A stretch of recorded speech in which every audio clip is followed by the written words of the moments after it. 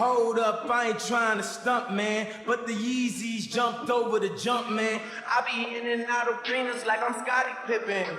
Left my elbow in the pot, a la Vince Carter. Bitch, you wasn't with me shooting in the gym? James Harden with the range on me, nigga, way back. Coach, they won't knock me off my pivot, forget it. Been flowing stupid since Vince Carter was on some through the legs arm and a hoop shit. And you can live through anything if magic made it. Ladies and gentlemen, if you don't know, now you do. Yes, sir. We are back. Round of applause for yourselves. We got a few things on the docket for today. Draymond Green talking about how the 2022 Warriors championship added pressure on KD to go out and win one on his own. And also, we'll touch base on DeMarcus Cousins making peace on his NBA exit. What politics were really at play, as now he's launched himself not only into the second chapter of his career, but he's also launching himself into a new NBA media venture. And with all the expectations that's taken place in Milwaukee this season, is Damian Lillard mentally ready to take the journey with Giannis to perhaps his first NBA championship? And finally, old rivalries never really die. As more and more NBA players get into the media landscape, some of the sentiments that they have for their old-time rivals really never go away. As the big ticket, Kevin Garnett, spills the beans on LeBron James and the Miami Heat. Now, for those of you who have either heard or watched my previous segments, I've always stated that the legacies of Kevin Durant, Stephen Curry, and LeBron James are always going to be intertwined. And just pertaining to the legacies of Stephen Curry and Kevin Durant for this circumstance, the narrative before that 2022 championship by the Golden State Warriors was that they never really won it without Kevin Durant being there. Of course, they won a championship in 2015. That was due to the Cavs being injury riddled. But for the most part, the narrative was the pressure was on Curry and the Warriors to prove themselves without Durant. Now, fast forward to the present day today, the pressure now is on Kevin Durant to prove himself to be a champion without the help of the Golden State Warriors. And Draymond Green had to sit down with Jeff Teague, and he confirmed this. You guys check it out, and every once in a while, I'll check in. What's your favorite championship year? 2022. Because 2015, which was the first one. Shout out to Harrison Barnes. HB. Boys forget. Yeah. Facts. HB was very integral in On that my championship. life, bro. Boys forget. On my Absolutely. life. Facts. Well, go ahead. 2015, we didn't really know what we was doing. You know what I'm saying? Like, you just chasing it. Like, you don't really know. And so, once again, the Cavs were injury riddled. No Kyrie Irving, no Kevin Love. LeBron James was out there on the floor pretty much on his own, but injuries is part of the game. So give or take, the Warriors won that. But going up against a fully healthy Cavs roster, we got to put this into proper perspective. There was never any proof that that team could straight up just beat LeBron alongside Kyrie and a healthy Kevin Love. Because going into that finals in 2016, the Cavs were the favorites. You guys can check the history books. Vegas had Cavs as the better team. That's why that following offseason, all the Golden State Warriors took a plane all the way to the edge of Long Island on the other coastline of the country and sat down and got Kevin Durant. There's a reason for that. at that time, I always say like irrational confidence. That's essentially what we had at that time. You know what I'm saying? Like we just out there like, we're gonna go win. We think so, and we won. 2017, KD comes, and Christmas Day, we were still trying to figure out like who getting the ball. And after we lost to Cleveland. Elite game. Yeah. And after that game, K told Steph, like, don't worry about me. I'm good. I'll find mine. Be Steph. And from that point on, we rolled. It was just a matter of time to get to the date that we would win the championship. Yeah, y'all was cheating, bro. Like 2018, just a matter of time of the date we're going to win a championship. 2022 wasn't really a championship team. Like, are the championship teams that I've been on. You know what I'm saying? Now, right there, Draymond Green brings up a great point that team really wasn't a championship team. That shows you how much Stephen Curry elevated his game to bring that team over the hump and defeat the Celtics, because Curry won that championship with Andrew Wiggins as his second best player. That's something that's not really spoke about. Stephen Curry, definitely after that finals victory, had probably stepped into top 15, and people can make a well-rounded argument that he entered into top 10. I mean, who the fuck would ever think that a player could win a championship with Andrew Wiggins as his second best player once again? It wasn't really a championship team. And I'll tell you, like, after every series, me and Steph would be walking to do an interview after we won the series, and we walk and laugh. Yeah. And we laugh like, yo, how? How are we Like, doing this how, shit? how are we winning like these series right now? And we literally laugh like, this is funny. But that's also when Steph took that next step of like, nah, I'm really one of them GOATs. Like, for sure. And a lot of people didn't see that coming. A lot of people didn't see that coming, and that's where the added pressure on KD comes from. Can KD step his game up to a whole nother level to perhaps bring a team who might not have really been championship worthy up to that crown? You see, most of the NBA legends have gone through this phase. We've seen Kobe Bryant go through it in 2008, losing the NBA Finals to the Boston Celtics to get his redemption and fully solidify himself in 2010 when he defeated the Boston Celtics. Not all championships are created equal. he carried us. But that was the toughest one.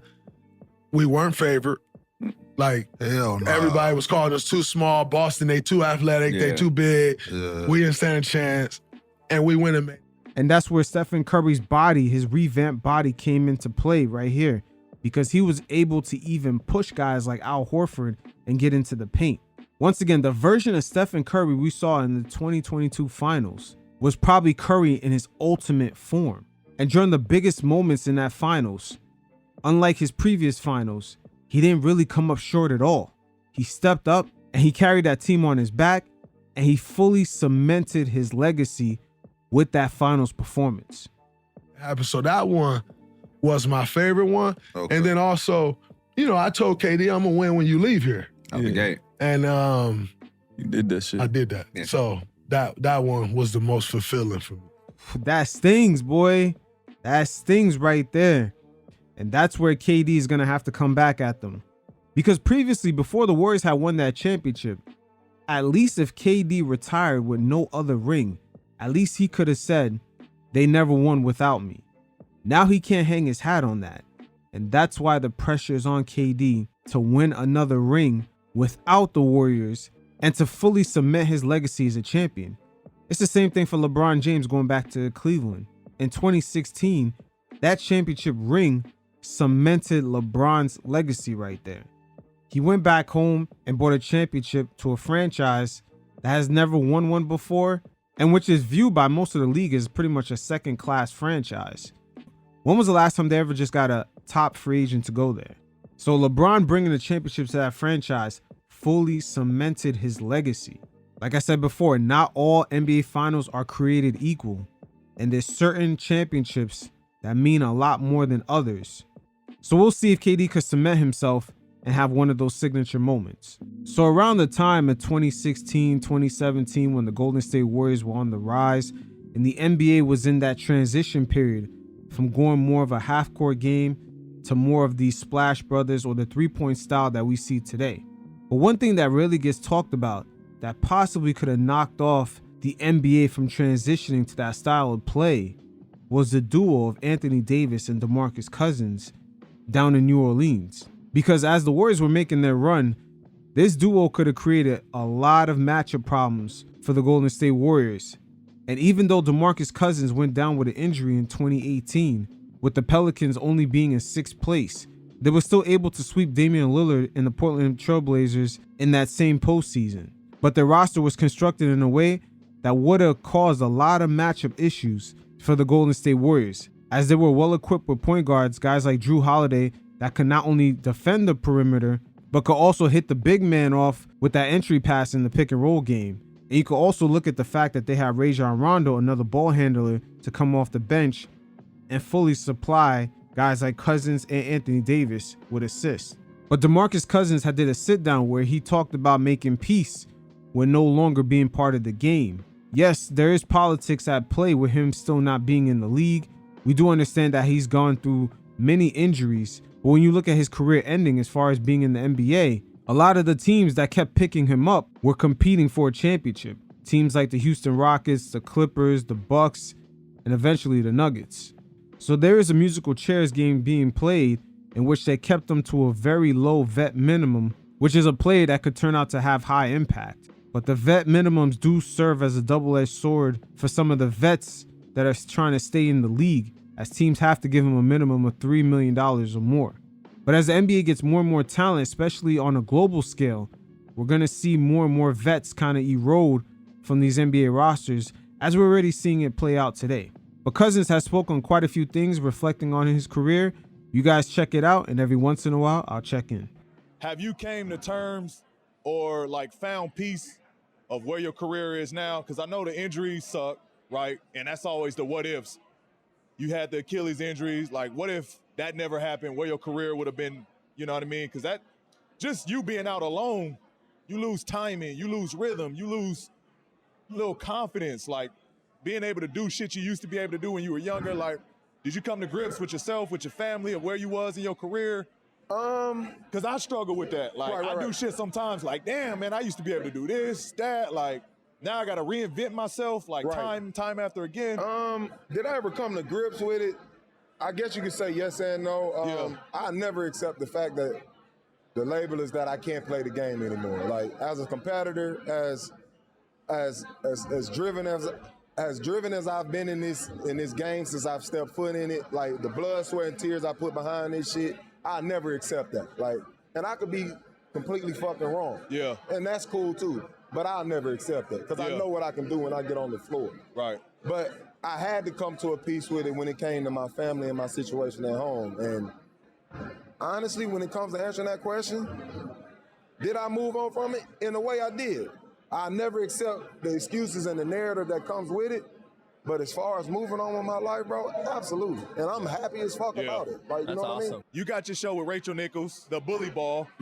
Talk to us now. Like, did you always envision yourself being a part of the media and doing the podcasting and this media space? No, P. Hell no. I never imagined it at all. And I'm going to say it kind of stemmed from, I would say, like a trauma aspect. Like, you know, being in this career, being in this league and shit, you don't get to really control your narrative. You know what I mean? Like, in a way, you could say this shit is like scripted and all that. And what I mean by scripted is like, shit, you might be the bad guy of this movie. You know what I mean? And I know you can testify to that because it's been a time where P was at the top of the mountaintop, and then it was days where they shitted on this guy like he was the worst player in the league.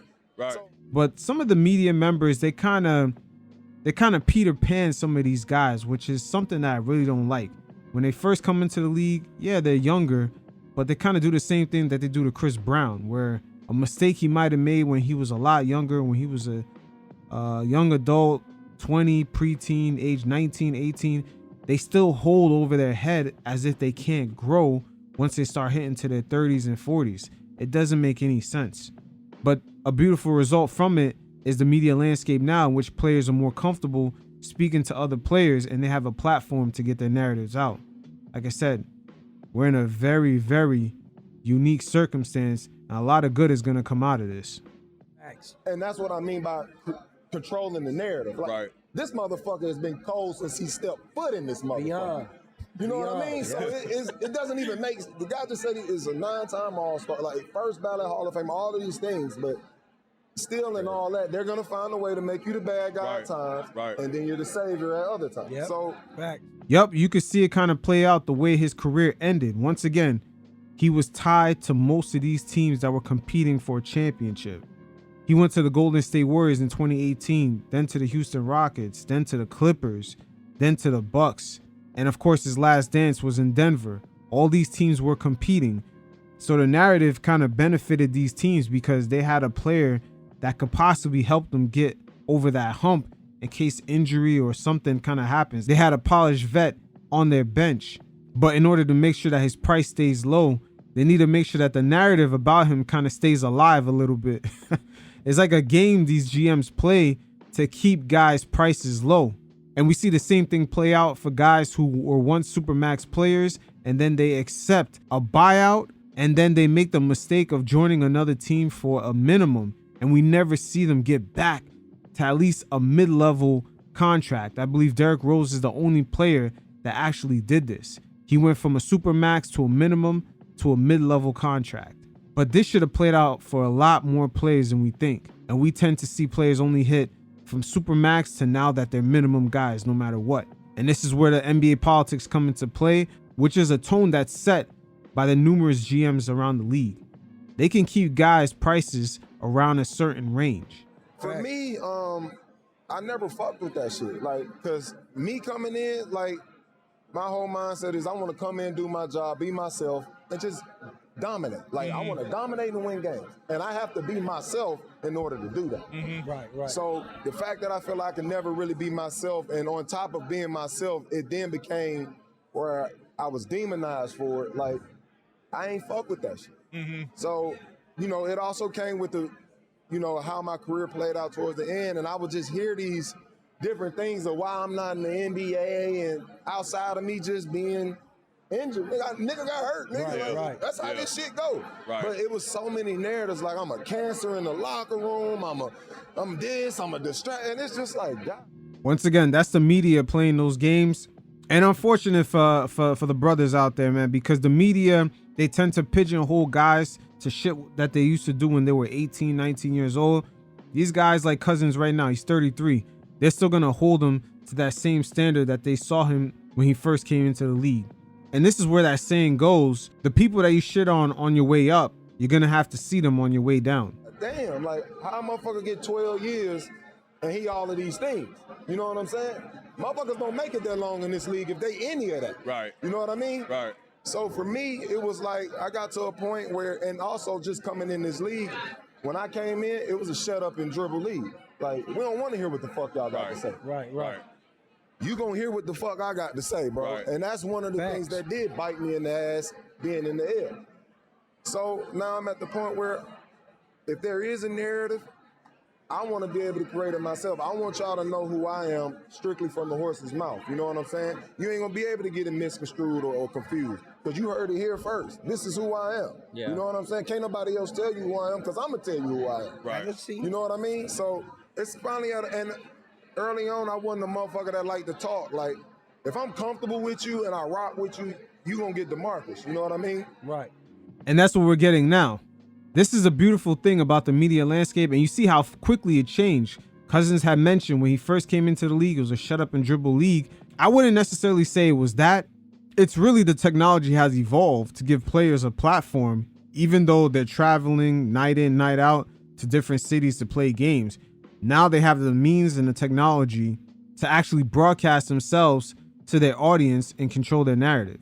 You and I ain't comfortable, I won't say two fucking words to you. Like, and it's gonna remain that way. You know what I mean? Right. So in the beginning, I was a guy that didn't quite talk, and things would be said, and you know, I just kind of let that shit roll off the shoulder, or you gotta ignore it, or act like it don't happen, be the bigger man and shit. Like, now it's to the point where you gonna hear what the fuck I got to say. Yeah. Like, Yeah.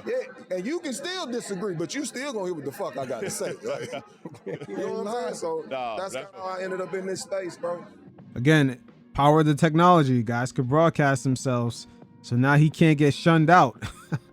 So good thing for Cousins. Now he can control his narrative, and it's great for him that he has made peace of his relationship with the game. But going back to the politics of Cousins being a 10+ year vet, having to get the minimum contract of $3 million or more.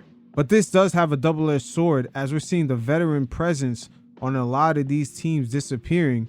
And this shouldn't really be too shocking because the game has grown internationally. There's more talent pool to draw from. And one of the advantages of younger players, especially undrafted guys or guys you can get out of the second round, is that the contracts are a lot lower. So owners might be drawn to a younger player's potential while not realizing at the same time they might be overall hurting the growth of certain players that they drafted in the first round by not having that veteran to kind of mold them right away once they enter the league. But Gilbert Arenas had did a sit down with Norris Cole, and they gave great insight to this. You guys check it out, and every once in a while I'll check in. Like you said, there seems to be a need for solid vets at the end of a lot of NBA benches, but why is it so hard for guys that should be on NBA rosters to actually get on NBA rosters?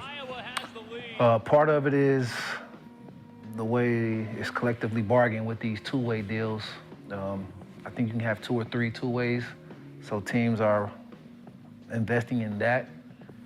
So that's one thing, and another thing is how talent is being evaluated.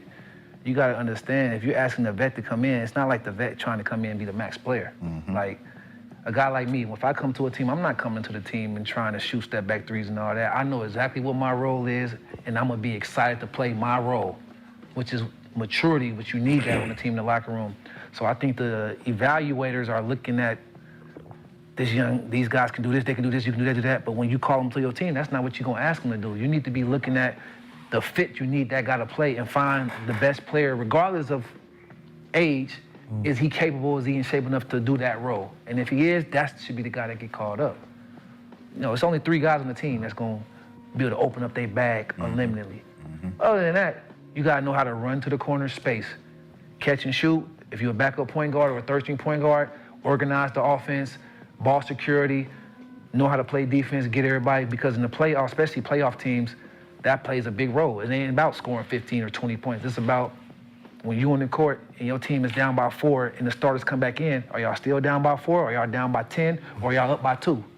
That's what veteran players understand. And we ain't out there trying to get our game off. Yep. We out there trying to fit the team. Time for management. Exactly. And I think the league is missing that right now. It's too young. Obviously, you got a lot of young talent that deserves to be in the league. You know, I ain't never gonna hate on no basketball player, but the end of the bench should be guys that are veterans that can stay in shape, keep the locker room and the practice atmosphere positive, and be a good example for young, talented players. That's what should be and then guess what? If a guy goes down and get injured, you know a veteran, he ready. He been training, he's been watching film because he practicing and doing stuff with the young guys every day, playing ones, running sprints after games, after practice, so you know he's ready, and he's been in the league for 7, 8, 9, 10 years, so you know the moment not gonna be too much for him because he done it. You ain't gotta guess, he's done it. And I think we've gotten away from that, and we need to get back to more of that. I remember when I was in that position where they wanted to know, was I mentally capable of adjusting to maybe not playing, me not having to have to prove myself that I could play. And I look at the Carmelo Anthony situation when he, Houston, Portland, and it's like him accepting the role of, I'm not the star guy, can I come off the bench? Nah, he did not. And in the curious case for Carmelo Anthony, they wanted him to accept the role of just being that catch and shoot guy. And since his defense was never up to par, he might have to be the second or third guy to come off the bench. That's the part he was not willing to accept. It wasn't about him being better than another guy off the bench. It was about the team fit. It seems like he understood his role more once he got to Portland, and we see him play out that same catch and shoot guy coming off the bench. He played that same role out in LA. And Stevenson, can you be the guy that can accept not playing? And Melo was struggling with a lot of this during the OKC days because that's when they first start kind of telling him and just giving him hints. Hey, we need you to come off the bench. They started running less plays for him when he was starting with Westbrook and Paul George. He wasn't getting his number called as often. They were giving him slow hints. They asked him to reconstruct his player option on his contract. These were all the small hints that they needed him to play a different role. He didn't come to OKC to be the second tier or even third tier option. It's not even about playing, right? It's about an investment, right? You're spending all this money on players and you don't have anybody to teach them how to be basketball players outside of the court, right? And that's what it was. I didn't know how to be a basketball player outside of the court, right? So that's where, I got in trouble until I had to learn how to be professional and be what, everyone's watching you, right? When you go out, don't drink liquor in front of people, Go home and right? To this day, before the show, I can say I don't drink. and no one will have any evidence of it because I came in with a Gatorade bottle full of liquor. But it's a Gatorade bottle. Right. Drink Gatorade, drink water, get drunk before you get to the club, right? Wow, just Gilbert touching base on being a professional outside of the court. With social media and just everyone having the ability to just suppress record on their phone and broadcast, I'm wondering if the vets even could relate to the younger players of today to tell them how to behave on social media. As we see the incidents with Ja Morant, Zion Williams getting caught up with extracurricular activities on social media. This is a mess. This is a mess, but there are different conundrums, but the vets can kind of at least give them somewhat insight to the mistakes that they made previously. And hopefully the players can actually adjust and kind of relay of how some of that will relate to their current life. Show people that you're drinking in public. You don't want that image out there. So a veteran had to tell me that. That's what NBA needs to invest in. You're investing in the older guys, right? 14, 15, 13, you're not getting in the game anyway. Those guys can teach these guys, hey, we have a big game today. Yeah. We're gonna back it up, right? You know, hey, we're gonna go out, get a little eat, then we're gonna get back to the room. Yep.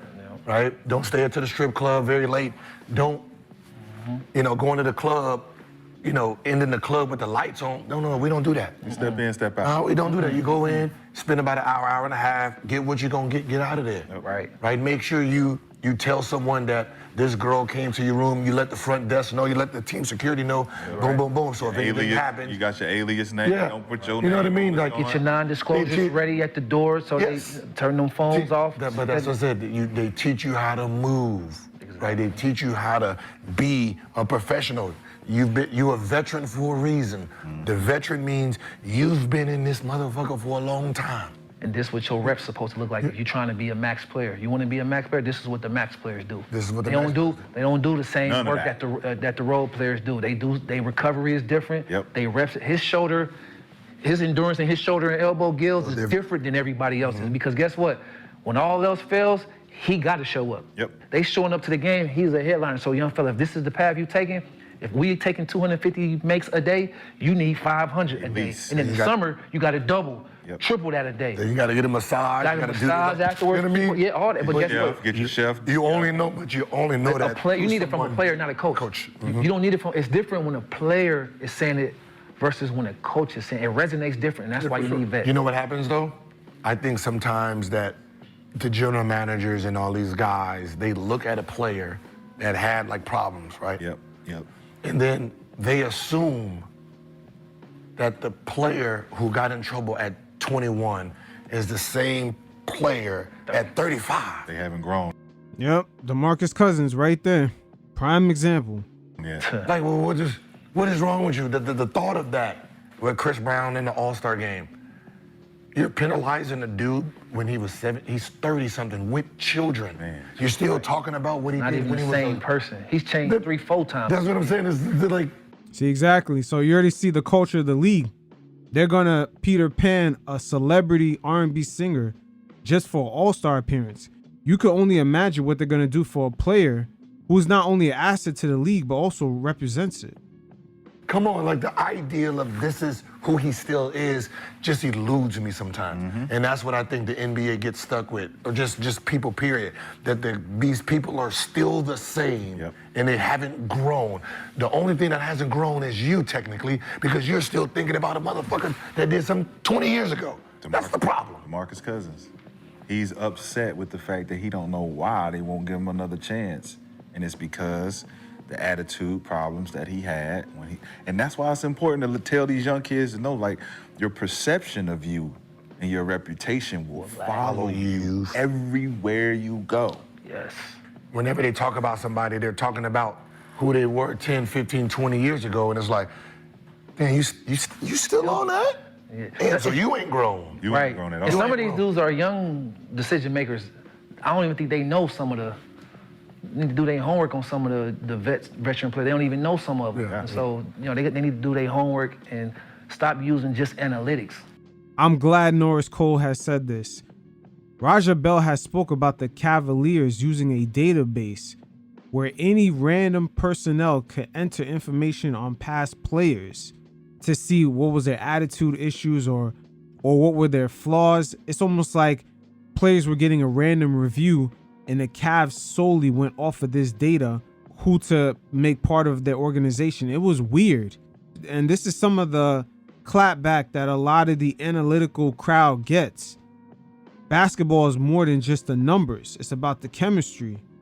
You've seen Daryl Morey when he left Houston. That Houston analytics ball did not end up working out. Not only James Harden was frustrated, but PJ Tucker, Austin Rivers, Trevor Ariza, everybody on that team end up complaining about the style of play that they were pretty much pigeonholed to being a cog in the fucking wheel.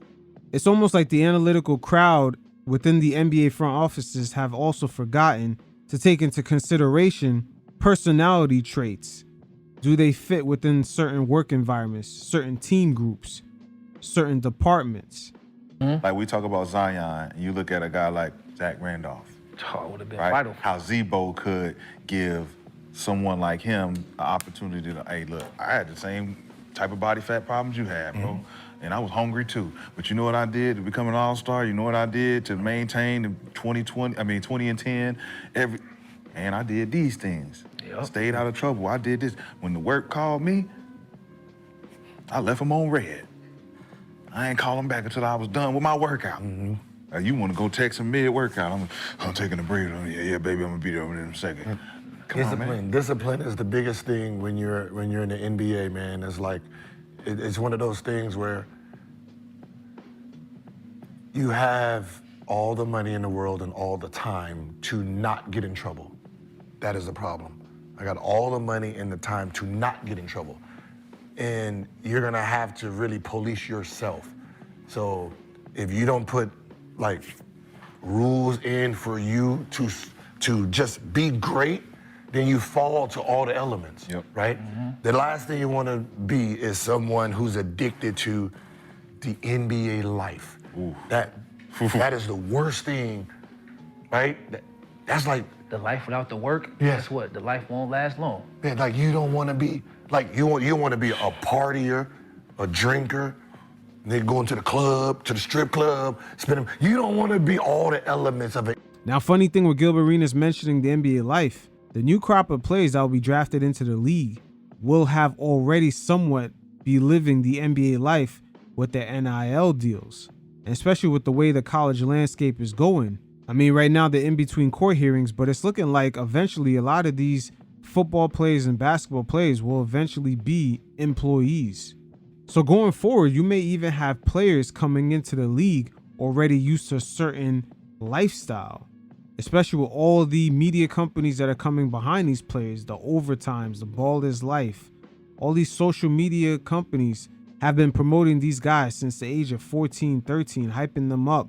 They had a following, they had an NIL deal. This is going to be interesting in the next 5 to 6 years. So at the midway point of his first season in Milwaukee, Damian Lillard had did a sit down in which he spoke about his early season struggles and some of the adjustments he made in Portland. Now, for starters, I want to say this season for Damian Lillard is very vital. The expectations are through the roof, and for the first time in his career, he's actually been in a prime position to win an NBA championship and to have those expectations. As when he was back in Portland, those expectations were not realistic, especially for that franchise not having that superstar player, unlike Milwaukee, them having Giannis. So Dame, for the first time in his career, does have the opportunity to live up and prove that he should be an NBA All-75. As in my opinion, I believe he should have been left off that list until we've seen the same regular season success deep into the playoffs. But as far as this season, the transition in Milwaukee, especially offensively, should have been much smoother. The Bucks' former coach Adrian Griffin having issues with his longtime coach back in Portland, Terry Stotts, who served as an assistant, it's led to a lot of early season struggles as Dame makes his adjustments, not only playing behind Giannis, but playing behind a dominant ball handler. But here's what he had to say about Terry Stotts leaving the Bucks early on in the season. It was comforting for me knowing that he was there and that it was somebody that I knew and had a significant role on the staff. I think early on, there was a lot of things happening that was familiar. he would be breaking down stuff and I already was on top of it. And as a point guard and as a scorer and somebody who plays a significant role on the team, your comfort with what you're doing as a team, so you can be able to direct traffic and kind of manage a game, is important. And I think when Terry left, that part of it, the familiarity of what we were doing, it kind of left with him. Now I'm like, okay, what's this play? I was kind of in the figuring out stage. So when you don't really know stuff like the back of your hand, it is hard to direct traffic and be telling people, I want you right here or there. Point guards, especially veteran point guards, man, we play the game differently than a young talented point guard. We are just manipulating everything. And that's hard to do for the team and for yourself when you're just trying to learn. I was literally trying to learn for a long time. Why is this play called this? I'm associating the name of this play with what we're doing in the play and what it means for the defense and how they're going to move. So a lot of time I spent trying to make sense of it and learn the offense so I can call the game. So keep in mind, Terry Stotts was Damian Lillard's coach since 2012. And only in Dame's last 2 years of Portland, Terry Stotts was not the head coach, was helping Dame transition into that Bucks offense and into their routines and schematics. And there might have been a clash between Adrian Griffin maybe not possibly hiring his own assistant coaches. Maybe Terry Stotts was handpicked by upper management. That happens from time to time with certain franchises. Not every coach gets the autonomy of just selecting his staff in full. But I can't stress how important this season is for Dame to put himself in a different category among the top level talents in the NBA. And outside of the court, I understand the brother is dealing with a lot of personal issues with his ongoing divorce and not being able to see his kids as much as he wants to. But I hope he continues to fight through the transition into being and playing in Milwaukee and just getting ingratiated with that community. But Dame right here gives us great insights to some of those sentiments during that adjustment period. Being away from my kids is tough. In Portland, my life was set up. My mom was down the street. My brother was the other way down the street. My sister was down the street. My kids in school. Just my whole life was set up perfectly right there. It was a great situation. So just leaving that behind alone is a lot. And then you add the basketball side to it, and that is what it is. Yeah, the basketball side does take up a lot of the players' time, energy, and effort. But it leaves us to wonder if Milwaukee knew some of the off-court issues that Dame was possibly going through, but did his impending divorce happen once he transitioned after the trade? Because us as the fan base and spectators and just media members never take into consideration for these players to go on and be mentally focused in full to go after a championship and just to make that grueling title run. Their mind got to be clear. Sometimes the wife may have to hide certain things during playoff time from the husband as far as certain dynamics maybe playing out with the children back at home, because these guys mentally, they got to be not only confident, they got to be secure in their position, and they're going to have to get ready for some of the adversities and pressures that come their way. There's a lot of pressure come playoff time. And some of these moments that they're going to be exposed to could either make or break their career. I mean, look at Joe Harris of the Brooklyn Nets. He folded in the playoffs, and he's never been the same player since. His confidence has been shaken ever since. But as far as Dame, this is definitely the year where expectations are not only high, but he's in prime position to solidify himself as one of those guys that should be in the NBA All-75. Now, with the NBA media landscape being situated the way that it is today, with players having their own podcasts and interviewing other rivals that they used to have in their playing days, a lot of interesting dynamics are at play here, because the old sentiments of the rivals never really go away. And with Mr. Big Ticket, aka KG, Kevin Garnett,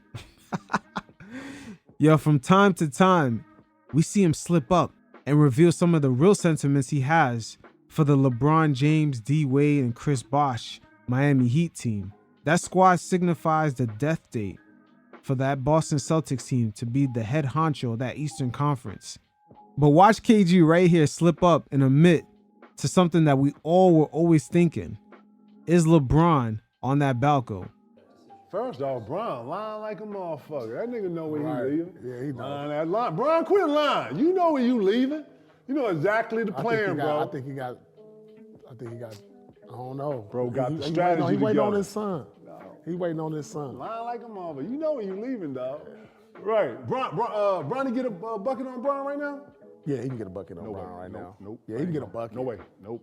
Now he can get a bucket on his Bron dad right averaging now. 25. No, I didn't say he ain't. I don't care what he's doing, but he ain't sliding, playing at that all defensive level. 25. Nah. Lord, 25. You still, Lord, he dunking. He's still dunking the ball with. I'm saying that Bronny can get a bucket on Bron. I'm saying he can't. One rollout, get a bucket. 3 dribbles? No way. I'm talking he about. can get a bucket on him. No. Man, come on. That little dude explosive, bro. He is, but you seen his dad? His dad on that balcony. but he on that new he juice. ain't That sliding like he used to. Man, bro. You hear KG on that balcony, he on that new juice. Yeah, Right. I want to see that. Right. Bronny get a bucket on Bron right now? Yeah, he can get a bucket on Bron right now. Nope. Yeah, he can get a bucket. No way. Nope. Now he can get a bucket on his Bron dad right averaging now. 25. No, I didn't say he ain't. I don't care what he's doing, but he ain't sliding, playing at that all defensive level. 25. Nah. Lord, 25. You still, Lord, he dunking. He's still dunking the ball with. I'm saying that Bronny can get a bucket on Bron. I'm saying he can't. One rollout, get a bucket. 3 dribbles? No way. I'm talking he about. can get a bucket on him. No. Man, come on. That little dude explosive, bro. He is, but you seen his dad? His dad on that balcony. He on that new juice. He ain't That sliding like he used to. Now, early on in that segment, KG was bigging up Bronny, but I wonder if he really feels that way. Once again, the podcasting landscape is interesting because these dudes at a point, they hated each other. And now all of a sudden, we see them when the cameras are on. All of a sudden, it's love. But once again, old rivals and old sentiments don't really die. And KG right here lets it be known how he really feels about LeBron and about doing Dwayne Wade's interview about his career. 2012, the famous season that's commemorated in this movie. Yes. Derrick Rose gets hurt. Wow. Philly, Boston, all of a sudden seems like, oh, whoever gets out of this. Miami, who knows? Miami hasn't won the title yet. Celtics get through Philly. Rondo's making threes. He was getting better. But those were clutch, major threes. He was getting better. Going to the Miami series, 2-2 at Miami game 5. Right. Celtics win in Miami, and they're talking all kinds of shit to LeBron. All kinds of shit that whole game. Correct or incorrect? You're trying to get in his head. You feel like you can break LeBron at this point? We broke LeBron. In game 5. So get your ass out of here with that, all right? You understand how you got the Cleveland, how you got the Miami Bill? You remember That's that? true. You broke him in Okay, so remember 2010. that, all right? Fair so enough. stop bringing that up, all right? See, can't temper down the ego for the cameras. See, these guys are not really media because they're supposed to now all of a sudden politic around this.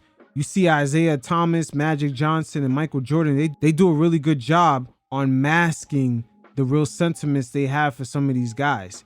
It's hard for these guys to tamper their true feelings on a competitive level of how they feel about their rivals. Fair enough. So they was talking shit to him, okay? The media and the league knew that they had an agenda in which we wasn't part of the agenda. You understand? Right. And that's how they ended up winning that series. Yeah, I said it. Do you think you pushed LeBron too far in game 5? Pushed Because game too 6, he's far? unbelievable. You think you gave him the eye of the tiger? Pushed him too far? Nothing? Man, listen, let me say something to you. The C's, we didn't give a fuck about LeBron. We didn't fear LeBron, and we didn't think that he can beat all 5 of us. And that's how it felt. He was trying to consolidate because he didn't want the pressure on him. You understand? See, You now we're understand? getting somewhere. See, But you see what you did? I get I'm it. still mad about it. I feel like we could have beaten them. I'm sure, but we weren't part of the agenda. Yeah. The agenda was Miami. He wasn't going to Miami to be like Cleveland. Right. You know what I'm saying? Wade did And they break knew. Rondo's elbow Tried and to. didn't even get He tried suspended. to. He tried to. Remember he had the big Listen, arm listen, race? bro. Yeah, listen, yeah, that's yeah. sensitive to all of us. Listen, a lot of people think that it's sports. If you had D Wade, Chris Bosh, and LeBron over in this corner, you had me, TA, I'm just making these names up, maybe Paul and Rondo right here. Yeah. It'll be a what's up and it'll be cool.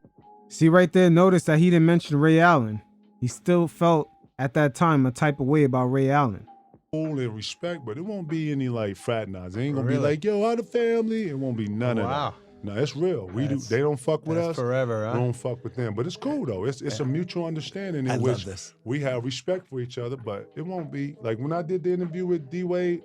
That was me having to interview D Wade. But part of me, you know, that he knows and he knows. And we talked about that off camera, and there was an understanding. But everybody knows that's in there. We go to All-Star games. They on that side. We right here. Wow. Yeah. You see, the sentiment is so real, especially with KG. He even had to speak to Dwayne Wade off camera during that interview. So when you see him mention LeBron James and Balco and steroids, it's not shocking. These guys are not going to play the media political games that you're supposed to do because in reality, they're not really media. But they do have the platform now due to the technological advances, aka distribution, podcasting. They could broadcast themselves out to the world. But some more KG sentiments spilled out when he kept it real about some of the cultural shifts pertaining to the All-Star game, the dunk contest, the younger stars not wanting to do stuff that previous stars had to do to promote the game. The mindset has been passed down. And you know where it started?